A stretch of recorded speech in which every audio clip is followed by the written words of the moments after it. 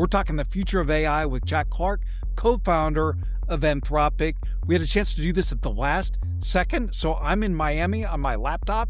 Jack is in a much fancier setting at Anthropic HQ in San Francisco. Jack, welcome to Axios. Thanks for having me on, Mike.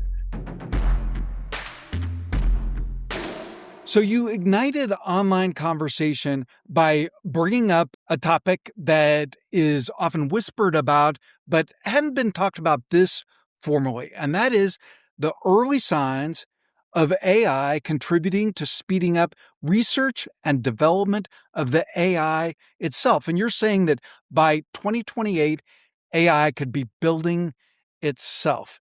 Take us to that frontier.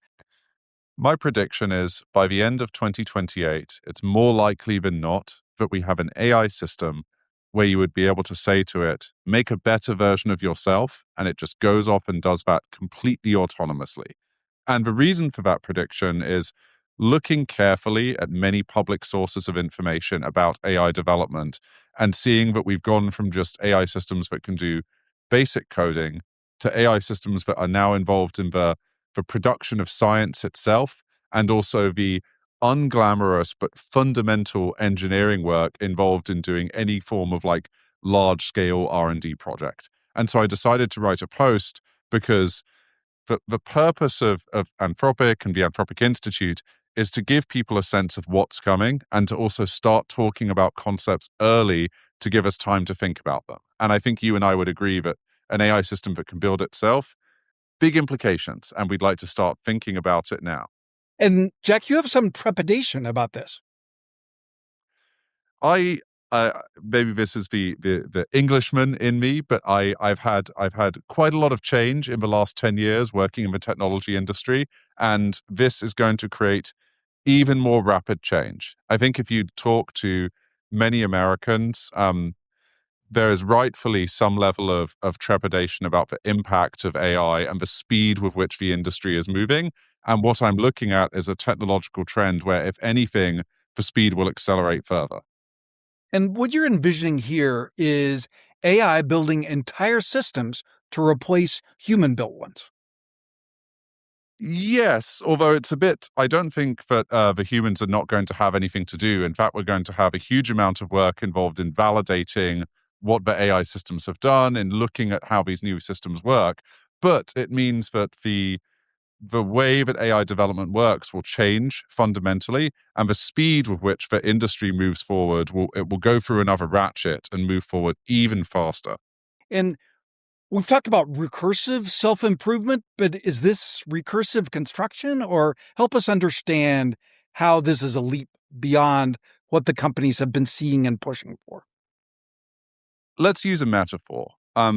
Today, it's like if all of the AI companies are 3D printer companies, we have tremendously talented people working to figure out how to make the next print head on the 3D printer that can do even finer grained things. And to do that, we need to do a lot of scientific research to improve the resolution of that print head. The analogy here for AI is what happens if the 3D printer could suddenly make a better version of itself? What happens if a 3D printer could print that finer resolution print head for itself and start building better versions? Now, we haven't encountered a technology like that before. It's always been the case that humans outside the technology need to come up with the ideas that they then put back into it. What happens if we have a technology that can generate ideas within itself for how to improve itself? That's a new concept. It's a new thing for us to contend with. So we try to wrap our heads around this, what would this mean for Anthropic as a company? Do we need you? We and the other companies are going to be taking this technology and trying to get it to do good in the world, right? To help push forward things like biology or medicine or robotics. And the implication of a technology that has got a lot smarter and is able to some extent, adapt itself to get better is that it's going to open up the opportunities for us as people to steer that technology into domains where it's really, really, really hard to make progress because we need incredibly talented human scientists, of which we have too few of. but being able to bring a technology into, say, something like cancer research and have it work much like an incredibly smart human colleague to orient itself around that tremendously difficult topic and figure out how it would need to improve itself to get better at that task will yield like amazing things for all of us. So I think we'll be quite busy if we achieve this technology. So, Jack, in your research agenda, you talk about fired real scenarios, and there's a term, intelligence explosion, that had kind of been a theoretical term in AI safety circles. You're putting it in writing, front and center. Tell us what an intelligence explosion is and why you're getting ready for it. An intelligence explosion is where suddenly the AI systems start improving very, very rapidly, and the world has a new both opportunity and problem to contend with, which is what do you do with a tremendous amount of growth or a tremendous amount of abundance in many, many different fields of science all at once? Now, you want to obviously deal with some of the potential risks of that, work on things like the cyber implications or the biological weapon implications. But you actually also need to have a plan for what to do with the abundance side of it. What do you do to ensure that these amazing technologies flow through to benefits to people in terms of improved healthcare services, lowering the costs of making healthy food for people, generally improving things that we would all want in our world. It's like dealing with all of today's institutions have very, very narrow pipes through which you push, new drug candidates or new ideas before they come to market. How do you massively broaden the size of those pipes in advance of this abundance? And how do you work on the making the world defense dominant for the potential risks that this technology creates? What do you mean by defense dominant? Right now, an experiment that we are doing in close partnership with others is something called Mythos, where we have a model and we have an initiative called Glasswing, where we are trying to equip some of the world's most significant companies and organizations and the US government with the means to make a defense dominant cyber environment using systems that have got far, far better at understanding the cyber domain. How are you going to do that for other domains as well? That's a muscle we're going to need to build, and it will allow us to make a world that's more resilient to the kind of changes that we expect to arrive and better prepared for them as well. Jack, I can tell you my conversations behind the scenes with the Pentagon and the administration mythos and its power is the reason that the Pentagon is anxious to make up with Anthropic, why the administration is anxious to make your tools available more widely. What have you learned about the power of Mythos since you've started letting some partners use it? You knew in your lab that it had cyber penetration capabilities that were awesome, fearsome, which was the reason that you wanted to be so careful with letting it out. What have you learned now that it's in its controlled public environment? And this is the philosophy behind forming the Anthropic Institute is we have this information that only labs know about a technology, like say the cyber capabilities of Mythos.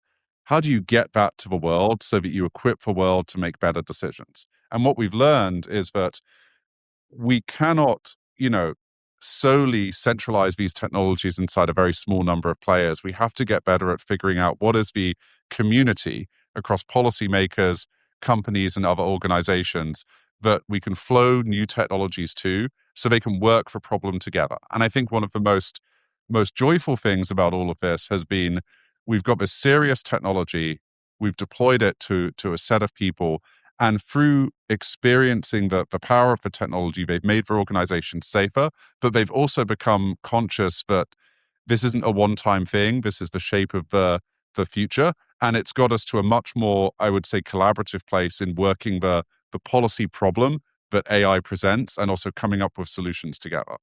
Have you had any scares with Mythos in the semi-wild? Not yet, but we are continuing to treat it as a handle with care technology. But ultimately, the goal here is you don't want to end up in a regime where all AI technologies need to be handled with care. That would lead to issues for how you diffuse them to maximally benefit society. A lot of what we're learning is how do we build robust safeguards and robust interventions so that in the future, the whole world can have confidence in diffusing this sort of technology more widely to a broader set of people to capture more of the benefits. Now, Jack, I can't tell you how surprising some of the elements of this research agenda are. You think research agenda, you think it's going to be a snore. I was lit up by several of the points here, including you were talking about abundance. Sure, abundance for some, but there's another road where there could be real disruption, economic job pain. And one thing the Institute is going to do is look for early warning signals of significant change, disruption, and is going to encourage the government to help you respond to it. That is new. That is industrial policy. Tell us how you came to that, Jack. I can't reconcile, and no one I've spoken to can, um, the sorts of technology we expect to have in 2 or 3 years with the economy staying exactly as it is today. Everyone sees great change ahead of us. And the goal of the Institute is to both share early warning data broadly and with experts outside of the lab so that we can see those changes as quickly as we see them inside the lab and respond, but also to ask what I think of as like ask impossibly hard questions and turn them into practical answers of how should you build an economy based on a new form of abundance that might arrive a lot quicker than you think. And just speaking personally, I think there are amazing opportunities ahead to massively multiply the number of jobs in domains where people have a real preference for people, teachers, carers, other parts of the economy, and to take a really close look at jobs that may be more directly impacted by AI and ask both how will retraining and reskilling work, but also how will we think about social programs that can help transition people, if those jobs are to be affected, into the new economy. The main thing to keep in mind is that we are planning for success here. We're planning for a world where the technology gets as powerful as we think, and we deal with these issues of kind of misuse or misalignment en route. And we're asking the questions of what happens then. And actually, what happens then, I think, is like underdescribed and underthought of by people. And we want to open that conversation up. No, we love that. And underdescribed, underthought of, and you just said sooner than we think. You're a young father. I talk frequently with young people who say, what should I major in? What should I do after college? How do I even plan a career? What advice do you give people who ask you that? I mean, get good at asking questions and maintaining or encouraging the curiosity you had as a child, which you had kind of beaten out of you by normal institutions and normal lines of work, because now you have an engine that can kind of satisfy any curiosity you might have, can answer any question you might have, can allow you to do more than you've ever thought possible. And many people have negotiated against themselves to limit their own ambition. And I think now is the time to just think like very ambitious thoughts, ask incredibly complicated questions, and use this technology to help you. So, read very broadly, but it is a time for everyone to become something of a nerd about something. And by nerd, I mean have a total area of fascination, whether it's woodworking or an aspect of computer science, because you are going to be benefited by being deeply opinionated about something. It almost doesn't matter what it is, just having done that art of going deep and having general curiosity. And in combining those two things, like many amazing things are going to be possible. Jack, there's a bit of a positioning play here. Anthropic has built a brand as being a responsible frontier lab. So the Institute, anchoring itself to safety and trust, projects that brand into these surprising times that you say are coming faster than we think. The motivation has always been tell the whole story. Sometimes that means that we talk about risks that we're worried about. Sometimes that means that we're going to talk about like amazing, hitherto uncontemplated amounts of abundance. But really, we're just trying to tell the whole story as we see it. From my perspective, I am now more confident than I've ever been that the technology really is going to succeed, in that we are going to succeed at what all of the AI researchers think is possible. And actually, what we really haven't contended with is assuming we succeed and assuming the technology is made safe, what do you do with it then? And so I'm just trying to get ahead of what I think of as the next big question and get Anthropic ahead of that. And part of that, Jack, is talking very bluntly here about planning for crisis scenarios. And something that leapt off the page at me was you drew a Cold War analogy. Mm-hmm. I mean, one conversation that we've started having is, yes, there are very, very serious geopolitical issues right now, especially between the US and countries like China.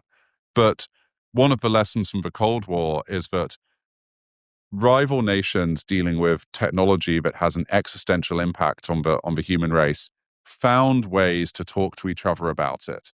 And we are going to need to do the same here.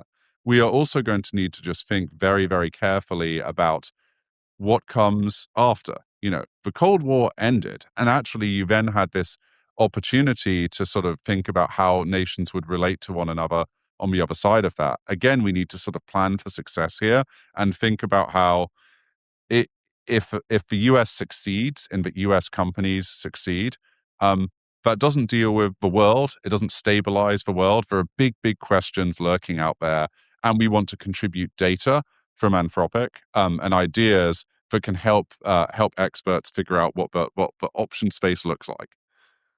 Jack, another arresting idea that you've talked about as you talk about AI in the wild is that just as social media has resulted in behavioral changes, that AI could shape human behavior. What would an example of that Mhm. be? So just a week ago, we published research from Anthropic on how we'd looked at how Claude could be sycophantic in certain conversations, and we dove deep into conversations that had a relationship flavor, where people might be talking about their relationship with their spouse. You know, I might be talking to Claude about my relationship with my wife, and Claude might be saying, "Jack, you're absolutely right. You're like, there's no way that your wife has like anything legitimate to say about this. You're totally in the right," which is not helpful. Actually, Claude is like not doing what a good friend does, where when I have those same conversations with my friends, they say, "Jack, I hear what you're saying, but I also know you quite well, and you should remember that your wife might be right as well." And we intervened. We after studying sycophancy in the wild on our systems, we did an intervention, which means that Opus 4.7, one of the latest models we released, has a lower displayed sycophancy rate in certain conversations because we think that that sort of sycophancy isn't helpful. It isn't how you'd expect a good, knowledgeable friend to show up to you. It should not be how the AI system works. So the goal is see how AI systems are changing people and showing up in the world, and then figure out what appropriate interventions are on the system and say what we learn as we're doing it. Now, Jack, as you think about AI systems developing successors of their own, you say that there is significant danger in that. Could you just walk us through that? The danger is really just bound up in trust, right? If you give a person a huge amount of resources and a team, and you say, go away and build something, well, how much you trust that person and how well you can predict their behavior directly relates to how many resources you're going to give them. And the claim which I'm sort of making here, and one which I think many technologists think about, is we're going to have to develop a much more calibrated level of confidence we can have in these AI systems before we give them these metaphorical resources to go and do whatever they want with. And if we're extremely confident in those systems, just as people entrust people that they know, can predict, and trust with great responsibility to go and do good things, we may do the same with AI systems. But that trust level has to be like extremely high because they will be extremely capable. One of the commitments here is showing your hand weekly, monthly.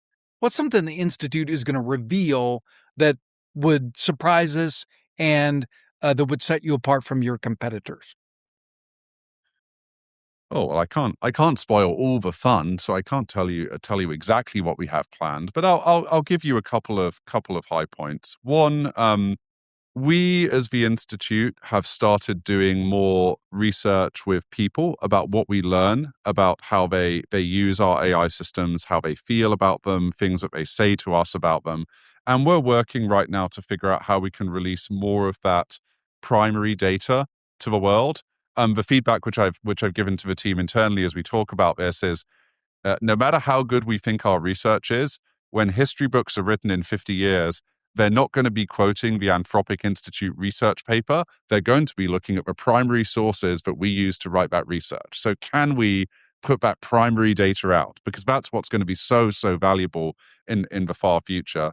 The other thing that we're working on is just sort of improving the data sources in the Anthropic Economic Index and improving the rate at which we publish it, because AI is a very, very fast-moving domain. The Anthropic Economic Index has already become something of a standard for how data is shared and used by outside economists. How do we just further improve that data to equip more economists outside Anthropic to do more good work? I mean, I won't say the other secret ideas I have planned, but I think you'll be very interested in them when they come out. And one of the ideas that intrigued me was this idea that you would partner with government to move the dials if you saw a significant job disruption coming or occurring. How might that work? How do you envision that? And could the Anthropic do it one-on-one with the government, or would you have to bring in your competitors? I'll give you the example that we think about here. We recently published some research from the economics team at the Anthropic Institute on looking at different jobs in the economy by their exposure to AI and also historical employment trends in those jobs. And what we found is that there are some jobs like customer service jobs, which have very, very high exposure to AI and historically, based on BLS data, a declining employment trend. As in, these jobs currently, which have high AI exposure, seem to be um, diminishing over time. And then there are other jobs that have slightly lower AI exposure but have rising employment over time, which includes domains like biology and the law, if I remember correctly. Now, all else being equal, if you were given the option of, I have a very powerful AI system and I can deploy it to 2 out of 3 industries like legal, biology, or customer service, this research actually suggests you probably shouldn't do it in customer service because that has a much higher likelihood of leading to accelerating whatever job loss mechanic is going on there rather than these others. And I think we'd all agree, and all policymakers generally agree, that all else things being equal, don't do things that like leads to job loss is a reasonable heuristic to have. To any economists listening, my email is findable. Happy to discuss with you more.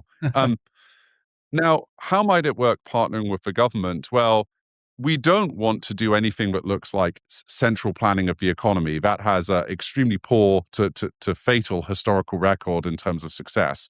But you do want to actually expose tools that you want to run in partnership with third-party academics, and maybe the government is aware of it, where you run experiments here and you start to see, if we expose this industry to AI, how do we improve productivity or yield a flow through in a growth in it, sort of innovation? And are there industries where exposing AI to it seems to actually not have a social benefit, but rather a social cost? These all feel like the kinds of things that you really want to know about if the technology is about to become a lot more powerful and government is going to start to play more of a role in figuring out the policy framework for how you deploy this technology into society. Jack, as we say goodbye, a surprising headline. Anthropic made a deal with XAI, Elon Musk's research lab, for compute. And there's clearly innovation going on here. Give us a sneak peek. We're very grateful for the partnership, and we work with a range of compute providers. All I can say on this, we talked about the potential for space in the announcement is for compute, the sky is no longer the limit. And Jack Clark, one for the road. In your research agenda, you talk about the jagged frontier. Tell us the jagged frontier and take us there. Well, AI gets really, really, really good at some things, like, say, coding, but it remains really, really bad at other things, like, say, certain aspects of extremely advanced medical science research. understanding the shape of the jagged frontier is going to tell us a lot about where it's safe and wise to deploy AI and where AI is going to need, more testing and validation before you deploy it there. We will be excited to kind of study this, though I expect that as with all things in AI, the jagged frontier will expand rapidly over time, faster than we think. Anthropic's Jack Clark, thank you for telling us about the Anthropic Institute and for joining us on Axios Behind the Curtain. Thanks very much.